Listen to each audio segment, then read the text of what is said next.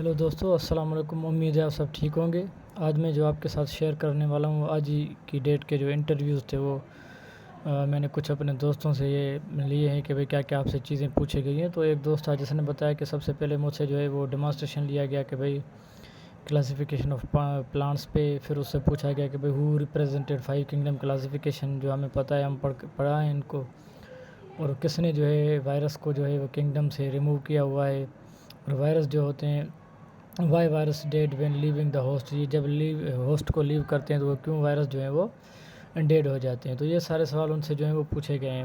What is pollution, different type of pollution کیا ہے، ان کے کون کون سے ٹائپس ہیں، اور پھر اس سے پوچھا گیا کہ بھئی نوائز پالیوشن کیا ہوتی ہے، اور اس کو ہم کیسے جو ہیں وہ how we can control it, ٹھیک ہے، اور no any general knowledge question. تو ان سے جو ہے کسی بھی قسم کا جنرل نالج کا جو کوسچن ہے وہ نہیں کیا گیا، ٹھیک ہے۔ تو یہ ایک دوست نے اپنا جو ہے وہ انٹرویو مجھ سے شیئر کیا ہے۔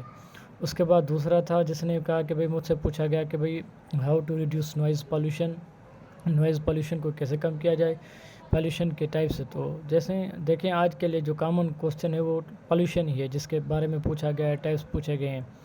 پھر اسی دوست سے پوچھا گیا کہ فلاورس کمپلیٹلی، فلاور کے جو سارے پارٹس ہیں ان کے بارے میں بتائیں، ان کے فنکشنز کے بارے میں بتائیں۔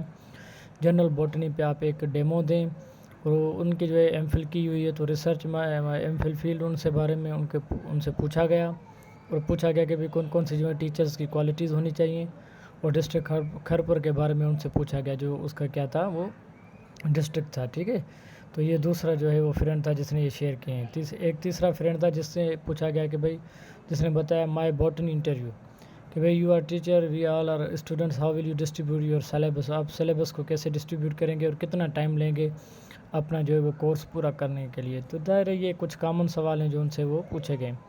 پھر اس سے پوچھا گیا کہ بھئی یوکیریوٹک کیا ہیں یا پروکیریوٹک کیا ہیں، ان سے ہم خوبی واقف ہیں، اور رائبوزومس کی سائز اور شیپ کے بارے میں پوچھا گیا۔ ظاہر ہے رائبوزوم جو ہے وہ لارجر اور سملر پارٹ سے بنے ہوتے ہیں، ٹھیک ہے۔ پھر اس سے پوچھا گیا کہ کہاں پہ رائبوزوم بنتے ہیں، اور ڈی این اے میں انٹران اور ایگزان کا رول بتائیں۔ اسپلائسوزوم جو ہوتے ہیں ان کا کون سا جو ہے رول ہے۔ ایگرو باٹنی کیا ہے، ایگرو کلچر یا ایسٹرو باٹنی، تو ان کے بارے میں یہ پوچھا گیا، ٹھیک ہے۔ تو یہ میرے کچھ دوست ہیں جنہوں نے آج ہی کے دن لیکچر جو انٹرویو دیا ہوا ہے، تو وہ میں آپ کے ساتھ کوسچن یعنی کہ آپ کے ساتھ حاضر کر چکا ہوں۔ دعا میں یاد رکھیے گا، انشاءاللہ نیکسٹ لیکچر کے ساتھ آپ کے ساتھ حاضر ہوں گے۔ شکریہ۔